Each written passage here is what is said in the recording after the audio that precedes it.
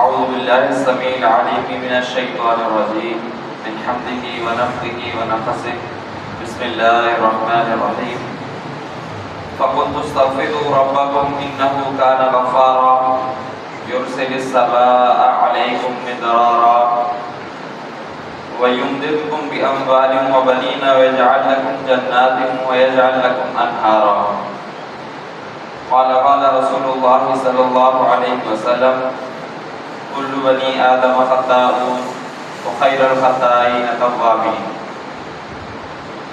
اللہ وحدہ لا شریک ہمارا خالق مالک رازق داتا دستگیر ہے. ان تو لا تعداد النبی خاتم النبیین پر جن کی بدولت دین ہم تک پہنچا ہے، اور اس کے بعد کروڑوں رحمت نازل ہوں دین کی اشاعت اور ترویج میں شمولیت اختیار کرنے والے تمام علماء کرام اور بالخصوص میرے استاد اور میرے والد شیخ اصغر رحیم اور ان تمام رحمت اللہ علیہم اجمعین کی قبول کریں. معزز سامعین، اللہ تعالیٰ نے انسان کو اپنی عبادت اور بندگی کے لیے پیدا کیا ہے، لیکن حضرت انسان بہت ہی بڑا خطا کار ہے، گناہ گار ہے. اللہ کے رسول جن کی زبان سے کبھی جھوٹ نہیں نکلا، کبھی سچ کے علاوہ اور کبھی وحی کے علاوہ کوئی بات نہیں نکلی، جب انہوں نے اپنی زبان سے کہا کل بنی آدم خطاؤون کہ آدم کے تمام بیٹے خطا کار ہیں، گناہ گار ہیں، غلطیاں سرزد ہو جاتی ہیں. لیکن ساتھ ہی اللہ کے نبی نے یہ بھی فرمایا ہے خیر الخطائین التوابین کہ بہترین خطا کار وہ ہے جو اپنی غلطی کو مان لے گا، تسلیم کر لے گا اور اس کے اوپر ندامت اور شرمندگی اختیار کرے گا اور پھر اس کے بعد اس کو ٹھیک کرے گا. ساتھ ہی اللہ تعالیٰ نے بھی قرآن میں اپنے بارے میں فرما دیا ہے ان اللہ یحب التوابین ویحب المتطہرین کہ اللہ تعالیٰ توبہ کرنے والوں کو پسند رکھتا ہے، اللہ تعالیٰ توبہ کرنے والوں کو پسند کرتا ہے. اصل میں توبہ کا معنی ہے اللہ کی طرف رجوع کرنا، متوجہ ہونا، اپنی شرمندگی کو مان لینا اور اللہ کی طرف اپنا رخ کر لینا. اللہ تعالیٰ نے تو انسان کو عبادت کے لیے بنایا تھا، لیکن یہ شیطان کے راستے میں چل پڑا. ہم لوگ آج کل ویسے رمضان کے اندر تو کہتے ہیں شیطان قید ہوتا ہے، لیکن ہم لوگ پھر بھی برائیوں سے، جھوٹ سے اور مختلف قسم کے گناہوں سے باز تو نہیں آتے الا ماشاء اللہ. تو غلطی ہونا انسان ہونے کی دلیل ہے. نورانی مخلوق یا فرشتے غلطی اور نافرمانی اور معصیت کے کاموں سے پرے ہیں، وہ اس طرح کا کوئی کام نہیں کرتے. لیکن اللہ کا بندہ بننے کی دلیل یہ بھی ہے کہ گناہ سرزد ہو جانے کے بعد، غلطی ہو جانے کے بعد رجوع اللہ کیا جائے. اور اللہ تو ویسے بھی اعلیٰ کل شیء قدیر ہونے کے ساتھ ساتھ رؤوف الرحیم بھی ہے، جو بخشنے والا بھی ہے اور مہربان بھی ہے. پھر اللہ تعالیٰ سورہ زمر کے اندر فرماتے ہیں قل یا عبادی الذین اسرفوا علی انفسہم لا تقنطوا من رحمت اللہ کہ میرے جو بندے خود پر ظلم کرتے ہیں، غلطی کرتے ہیں، گناہ کرتے ہیں، مایوس نہ ہو، میری رحمت بہت زیادہ وسیع ہے. اور حدیث رسول میں اللہ تعالیٰ اپنے بندے کے حدیث رسول میں ہے کہ اللہ تعالیٰ اپنے بندے کے گمان کے مطابق ہے، جیسا کہ وہ اس کے بارے میں گمان کرے گا اللہ تعالیٰ کو ویسا ہی پائے گا. اور حدیث قدسی کے اندر اللہ تعالیٰ نے فرمایا میری رحمت میرے غصے پر غالب آ جاتی ہے. اللہ تعالیٰ نے قرآن میں سورہ فرقان میں فرمایا الا من تاب وآمن وعمل عملا صالحا فاولئک یبدل اللہ سیئاتہم حسنات وکان اللہ غفورا رحیما کہ جو لوگ توبہ کریں گے، ایمان لائیں گے، پھر نیک اعمال بھی کریں گے تو پھر ان کے گناہوں کو اللہ تعالیٰ نیکیوں میں تبدیل کر دے گا. ان کے گناہ صرف ختم ہی نہیں کرے گا اللہ تعالیٰ، ان سب گناہوں کو اللہ تعالیٰ نیکیوں میں بھی تبدیل کر دے گا اور وہ بخشنے والا بہت زیادہ مہربان ہے. توبہ کرنی چاہیے، ضرور کرنی چاہیے اور ہر وقت کرتے رہنا چاہیے. اس کے بارے میں اللہ کے رسول کے بارے میں آتا ہے کہ وہ ایک ایک مجلس کے اندر اور ایک ایک دن کے اندر 100 یا 70 دفعہ تک جو ہے نا استغفار طلب کرتے تھے اللہ تعالیٰ سے. اچھا، یہ 100 اور 70 کا جو عدد ہے یہ صرف تعداد کے لیے نہیں ہے، اس سے مراد یہ ہے کہ کثرت کے ساتھ کرتے تھے. ایک استعارہ کے طور پر 100 یا 70 کا جو ہے نا انسا استعمال کیا گیا.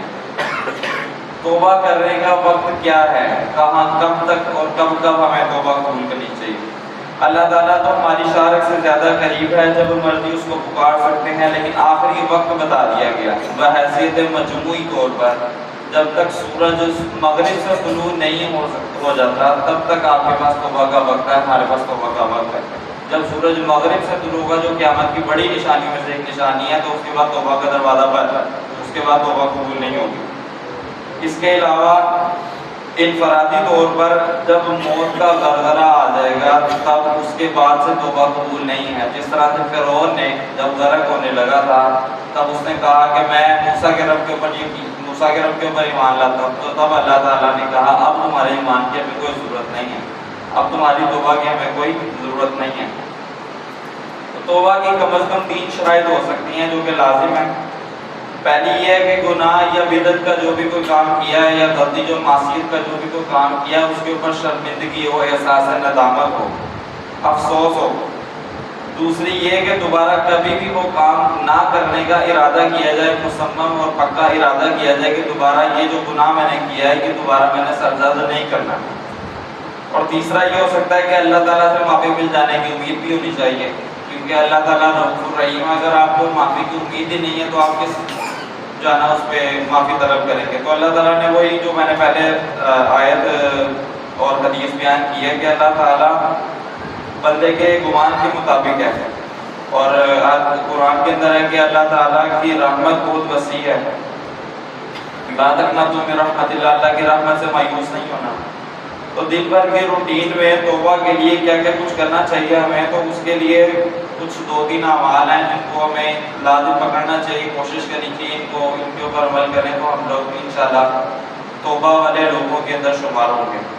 سب سے پہلا تو یہ ہے کہ صبح فجر اور مغرب کی نماز کے بعد سید الاستغفار کو لازمی پکڑنا چاہیے، یاد کرنا چاہیے۔ تھوڑا سا لمبا ضرور ہے لیکن یاد کرنا چاہیے۔ ہم لوگ باقی بھی تو چیزیں بہت ساری یاد کرنے کے لیے بہت تردد کرتے ہیں دین کے اور دنیا کے کاموں کے لیے، تو اس کے لیے بھی کوشش کرنی چاہیے۔ سید الاستغفار کو لازم کرنا چاہیے مغرب کے بعد اور فجر کے بعد۔ اس کا فائدہ کیا ہوگا؟ جو صبح فجر میں پڑھے گا اور مغرب سے پہلے اگر فوت ہو گیا تو وہ جنت میں جائے گا۔ اور بھی فوائد ہیں اس کے، لیکن یہ بڑا فائدہ یہ ہے کہ جس نے صبح فجر کے بعد پڑھا اور مغرب تک اگر فوت ہو گیا تو وہ جنت میں جائے گا، اور جس نے اسی طریقے سے مغرب کے بعد پڑھا اور فجر تک اگر فوت ہو گیا تو وہ جنت میں جائے گا۔ دوسرا کام ہم نے یہ کرنا ہے کہ استغفار کا تو اکثر لوگ جاری رکھتے ہیں، اس کا کوئی مطلب نہیں استغفار کا۔ میں نے کئی لوگوں کو دیکھا بھی ہے، تو ہمیں پڑھنا چاہیے جو اللہ کے رسول زیادہ تر پڑھتے تھے، استغفر اللہ الذی لا الہ الا هو الحی القیوم واتوب الیہ۔ اپنی زبان کو اس ورد سے تر رکھنا چاہیے، اس کا وظیفہ کرنا چاہیے صبح سے لے کے شام تک۔ اور اسی طریقے سے رسول اللہ صلی اللہ علیہ وسلم نے ان کے اپنے بارے میں بھی فرمایا کہ 70 سے 100 مرتبہ وہ دن میں استغفار طلب کرتے ہیں۔ اس کے علاوہ جو مجلس برخاست کرنے کی دعا ہے، سبحانک اللہم و بحمدک اشہد ان لا الہ الا انت استغفرک و اتوب الیک، اس کے اندر بھی اللہ تعالیٰ سے معافی طلب کی جاتی ہے، اللہ تعالیٰ کی بڑائی بیان کی جاتی ہے، اللہ تعالیٰ کے اوپر یقین لایا جاتا ہے، ایمان کو اپنے بتایا جاتا ہے، پھر اس کے بعد اللہ تعالیٰ سے توبہ طلب کی جاتی ہے۔ واتوب الیک، اور جو بیٹھے ہوئے ہم نے مجلس کے اندر جو ہم نے جو گناہ کیے ہیں ہم اللہ تعالیٰ سے معافی طلب کر کے اس مجلس سے اٹھتے ہیں کہ اللہ تعالیٰ اس مجلس کے اندر جو غلط بات کی ہے اللہ تعالیٰ ہماری طرف سے اسے ہمیں معاف فرمائے۔ پھر اس کے بعد رمضان کے اندر اللہ کے رسول نے اپنی سب سے پیاری بیوی حضرت عائشہ طاہرہ مطہرہ کو دعا سکھائی لیلۃ القدر کے لیے، اللہم انک عفو تحب العفو فاعف عنی۔ اس کے اندر بھی یہ فرمایا کہ اللہ تعالیٰ معافی کو پسند کرتا ہے، اللہ تعالیٰ اپنے بندے کے رونے گڑ گڑانے کو غلطی تسلیم کرنے کو اصل میں پسند کرتا ہے۔ جو بندہ جھک جاتا ہے اللہ تعالیٰ اس بندے کو پسند کرتا ہے۔ تو پھر اس کے علاوہ ایک وظیفہ اور ہے جو اللہ کے رسول نے فرمایا، رات کو سونے سے پہلے سورہ بقرہ کی آخری 2 آیات ان کو پڑھ کر سونا چاہیے۔ اس کے اندر پہلے رسولوں پر، کتابوں پر، انبیاء پر اور کتب پر اور ان ساری چیزوں کے اوپر ایمان کی تجدید کی جاتی ہے، اور پھر اس کے بعد اللہ تعالیٰ سے معافی بھی طلب کی جاتی ہے۔ تو ہم ان کچھ 2-3 اعمال کو اگر لازم پکڑیں تو انشاءاللہ اللہ تعالیٰ ہمیں توابین کے اندر ہی لکھے گا۔ تو اللہ تعالیٰ سے گزارش ہے کہ اللہ تعالیٰ جس بات کو میں نے کہا اللہ اللہ تعالیٰ سب سے پہلے مجھے اور پھر اس کے بعد آپ سب کو عمل کرنے کی توفیق عطا فرمائے۔ اللہم اکفنا بحلالک عن حرامک واغننا بفضلک عمن سواک۔ اللہم اعتق رقابنا ورقاب آبائنا وامہاتنا واجدادنا من النار، وآخر دعوانا الحمد للہ رب العالمین۔